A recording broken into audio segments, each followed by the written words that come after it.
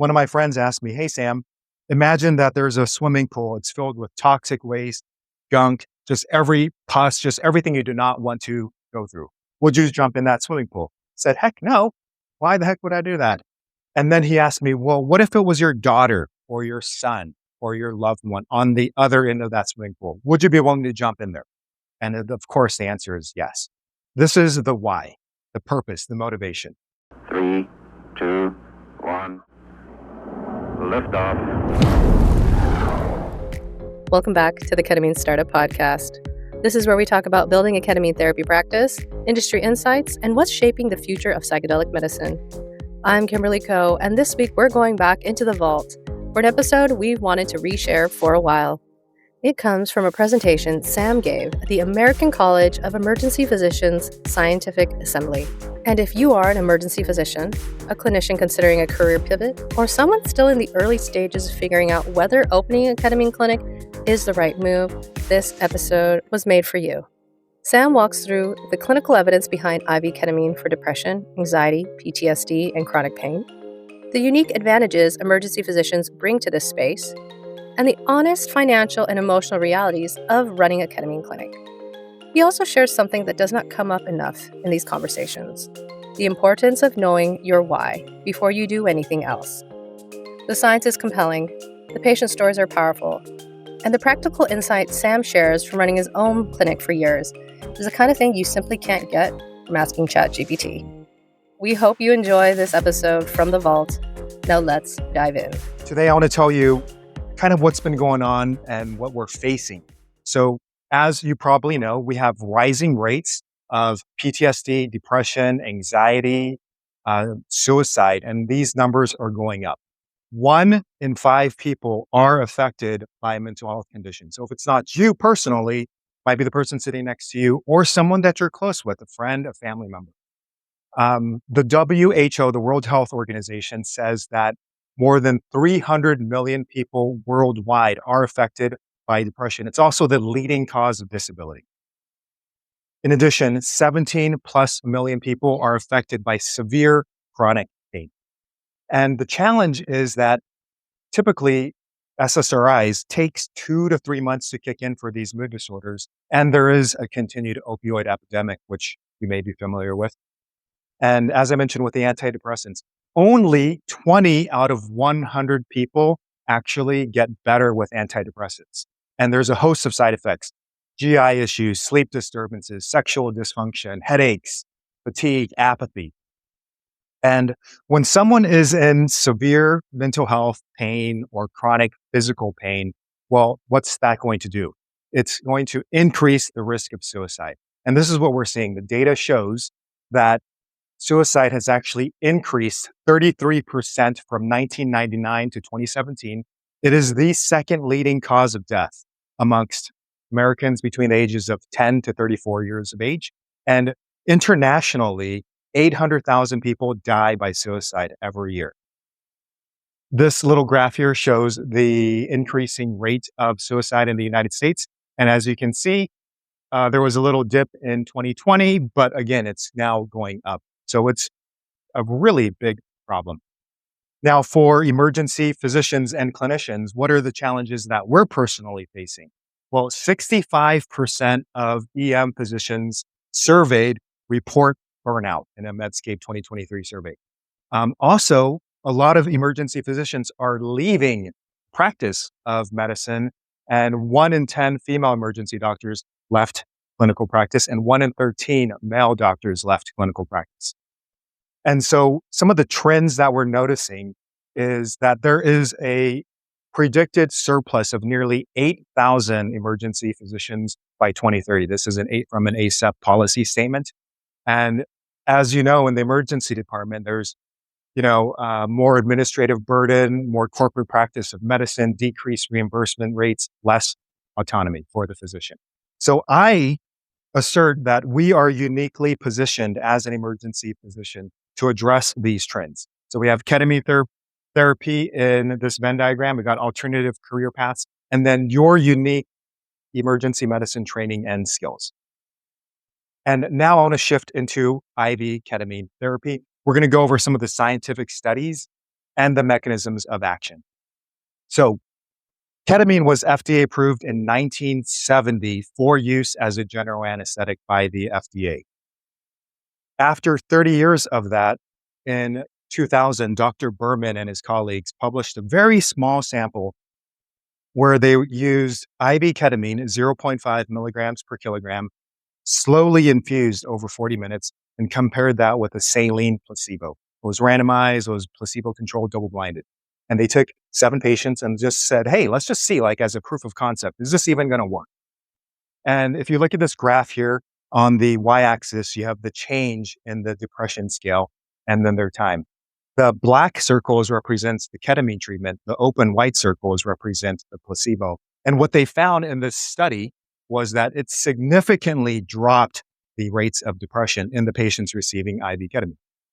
And since that point in 2000s, 2024 now, so 24 years later, there's been multiple trials. And as you probably know already, we'll take all of these small studies, put them together and create a meta-analysis. And this meta-analysis published recently looked at about 10 years worth of data. And bottom line, they found that yes, IV ketamine can be effective for depression. And most recently in May 2023, in the New England Journal of Medicine, they compared IV ketamine versus ECT, electroconvulsive therapy. So you probably know this already. ECT is the gold standard for treatment-resistant depression. And they were curious, like, hey, can IV ketamine work? And in this study, it was nice because they were 400 patients. So quite a large sample size, 200 in each arm. And what they found was that ketamine was considered non-inferior to ECT. So just as effective as ECT without all of those side effects of memory loss, cognitive issues. Later, this was published June 25th, 2024 in JAMA Psychiatry. So fairly recent, just a few months ago. They took that same data and did a secondary analysis.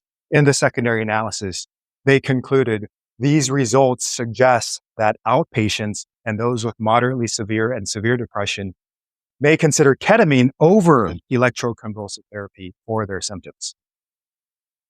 Next, let's look at the data for anxiety. So this was published by Dr. Paul Glue out of Australia, and they were basically using increasing doses of ketamine. So they had 12 patients who suffered from generalized anxiety disorder, social anxiety disorder, panic attacks, people who had already tried various SSRIs and psychotherapy. They gave them escalating doses of ketamine, 0.25 mg per kg, 0.5 mg per kg, or 1 mg per kg. And what they found was that overall, 10 out of those 13 patients, so 83%, reported a greater than 50% reduction in their Hamilton anxiety scores or fear questionnaires. And these results lasted not just during the time of when they were receiving it, but for 3 days, 7 days. And they found that the multiple infusions also helped prolong the duration of ketamine effects. I also want to tell you a little bit about PTSD, post-traumatic stress disorder. This was a randomized, it was a proof of concept study. They were published in JAMA Psychiatry 2014. They did just one infusion, 0.5 mg per kg of ketamine over 40 minutes, or midazolam. So that's an active placebo. And in this study, the squares represent the ketamine's arm, and then the triangles represent the active placebo. And again, they found that there was significant improvements for those patients receiving IV ketamine. Later, that same group of doctors, they did a bigger and a longer study where instead of a single infusion, they actually gave them 6 infusions. And in this study, again, it was compared versus the active placebo, midazolam. And if you look at the graph here, again, they found that in their clinician-administered PTSD score, the orange circles represent the ketamine and the midazolam is the green. And again, a significant improvement in PTSD symptoms for those patients suffering. Regarding chronic pain, when I say chronic pain, it includes so many things, but what we've seen is that it's more effective for patients, especially chronic, with neuropathic pain or pain related to central sensitization. So some examples of that: complex regional pain syndrome, also known as reflex sympathetic dystrophy, trigeminal neuralgia, fibromyalgia, post-herpetic neuralgia, peripheral neuropathy. And for chronic like osteoarthritis, knee on bone-on-bone knee osteoarthritis. I haven't seen it to be as effective for that mechanical type, but more for the nerve-related. And this meta-analysis was looking at ketamine infusions for chronic pain, systematic review meta-analysis published by Dr. Orhuru.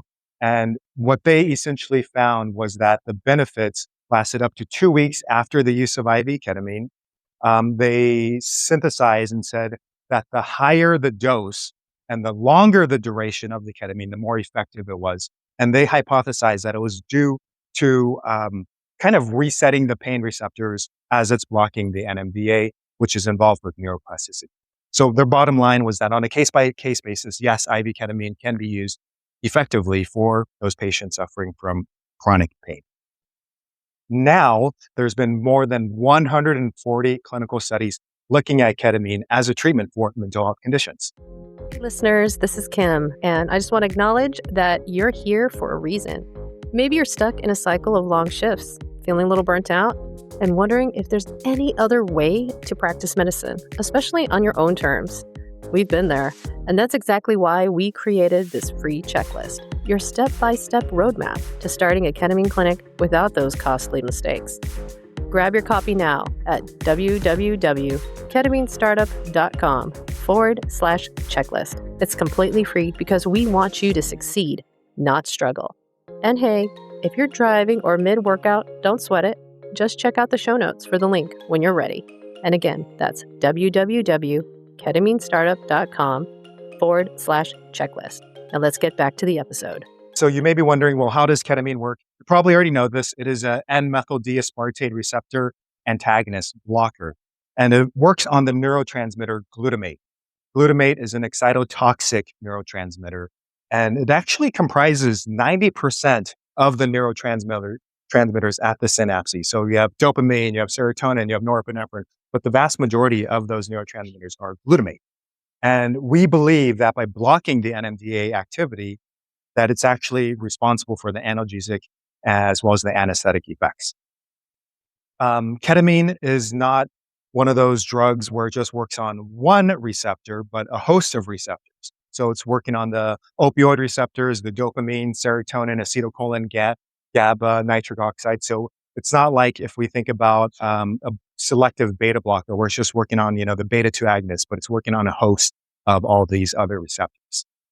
So studies have shown that chronic stress, whether that's related to depression, anxiety, PTSD, chronic pain, actually creates extracellular glutamate to go up, which creates excitotoxicity, which in turn leads to dendrites, the neurons, retracting. It leads to dendrite arborization and spine density decreases.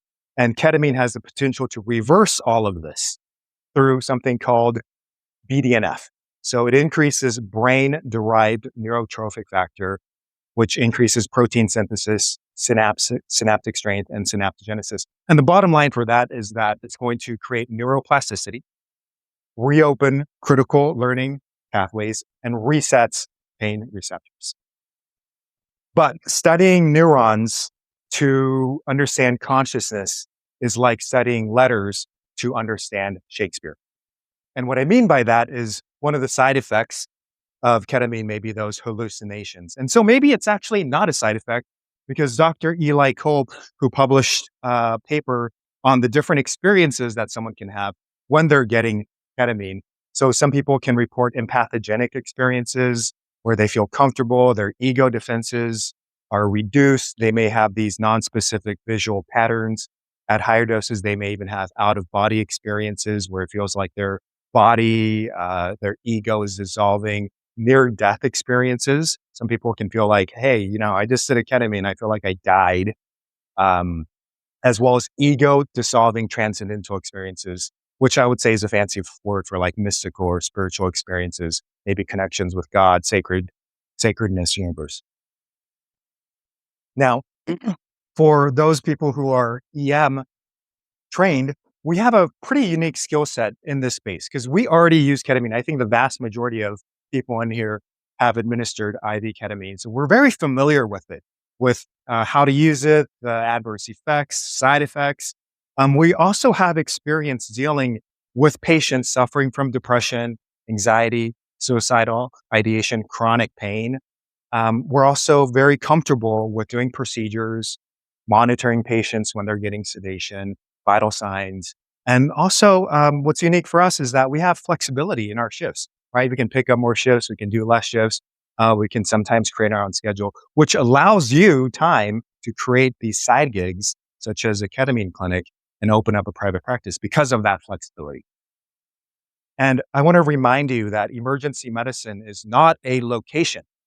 It's a mindset. So I looked at ACEP and the various sections, and we have cruise ship medicine, urgent care medicine, disaster medicine, hyperbarics, toxicology, forensic. So your unique skill set as an EM physician and clinician, it's doesn't have to be isolated to, oh, it just has to be delivered in this one specific area. So you're probably curious, well, this is really fascinating. How do I even get started? But I would say ignoring everything and just putting the how aside. The most important thing is your why. Why are you doing this? And this is going to motivate you. It's going to be part of your clinic. It's going to be part of your branding. So really knowing, why am I even starting this adventure? Because opening up your own practice is hard. There's going to be paperwork. Business might be slow. You might not get a lot of patients that first, 3 to 6 months, and you're worried about cash flow. Or your colleagues who are not in this room, they might say, hey, what are you thinking, Paul, Julie? What the heck are you guys thinking? You guys are out there, get back in the ER. So you're going to face challenges, I promise you. But if you have a strong enough why, it's going to get you through that. One of my friends asked me, hey, Sam, imagine that there's a swimming pool. It's filled with toxic waste, gunk, just every pus, just everything you do not want to go through. Would you jump in that swimming pool? I said, heck no. Why the heck would I do that? And then he asked me, well, what if it was your daughter or your son or your loved one on the other end of that swimming pool? Would you be willing to jump in there? And of course, the answer is yes. This is the why, the purpose, the motivation. Now, with ketamine use, it is not covered by insurance, meaning it's cash pay. So some people may think about ketamine clinics and just say, hey, man, I'm just going to go make a bunch of money. It's going to be so easy. But I want to, for full disclosure, it's challenging because there's no clocking in and clocking out. When I worked in the ER, go to my shift at 12 p.m. and at 8 p.m. and be done, and I would be free from it unless I'm thinking about, should I have CT scan that patient? But it's not like that. The ketamine clinic is going to be constantly on your mind. It's like having a newborn. And from the financial perspective, you can actually probably make more just working full-time emergency medicine, because those hours that you're thinking about marketing and HR and staffing, like that is not compensated time. And when you're ordering gauze and syringes, like that's all uncompensated. So don't do it for the money is the bottom line for this slide. So why, on the other hand, well, why should you open up a ketamine clinic? For me, I really valued freedom, autonomy, flexibility, creating my own schedule. I really felt like doing this work was part of my purpose and mission in life. I loved the cutting edge medicine, like anything that's on the forefront, whether it's ketamine therapy or stellate ganglion blocks, like anything cool, cutting edge, that's really my purpose. And it's saving lives. I know we've all saved lives in the emergency department, but this is a very unique niche way to actually save lives, because I had mentioned about the suicide rate that has been increasing.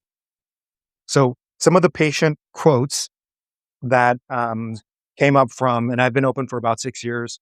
One patient told me, ketamine therapy for me was a key that fit a lock that needed unlocking. After receiving my 6 infusions, I am able to self-soothe in places inside me. Before my infusions were critical, self-abusive, and despondent. Another patient told me, I've been in therapy for 2 years and I tried a couple of antidepressants, but nothing helped me turn off that chatter in my brain like ketamine. Another patient reported, I used to feel like life was a giant boulder in front of me that I was struggling to push up a hill. I was exhausted and I was brought to my limit. I now feel like the boulder is much lighter and actually look forward to pushing it. And finally, another patient writes, after years of uncovering my trauma and trying other treatments for PTSD, I pursued ketamine because I was sick of these Band-Aids. I wanted to pursue actual healing and reset my neurological system to eliminate my daily struggles with triggers and work. So this, once it's open, it is the most emotionally nourishing, gratifying job that I've ever had. And I'm really fortunate because I get to work with these patients and help them and make an impact and save lives. I've literally had patients who said, hey, if a year ago, if I hadn't pursued this, I probably would not be here today. Thank you so much for listening to this episode from The Vault. If Sam's talk resonated with you, whether you're still weighing the decision or already moving forward, we hope it gave you both the evidence and the encouragement to take the next step. If you're enjoying the podcast and also want curated insights on ketamine therapy, psychedelic medicine, and more delivered straight into your inbox, our newsletter is a great resource wherever you are in your journey. You can subscribe to it and find all of our episodes and show notes at www.ketaminestartup.com/podcast. And if you found this episode valuable, we would love it if you subscribed on your favorite platform. A 5-star review always helps us reach more thoughtful, entrepreneurial medical professionals like you. A quick reminder that the information shared in the podcast is for educational purposes only and does not constitute medical or legal advice. Always consult with qualified professionals for your specific situation. And with that, we'll see you in the next episode.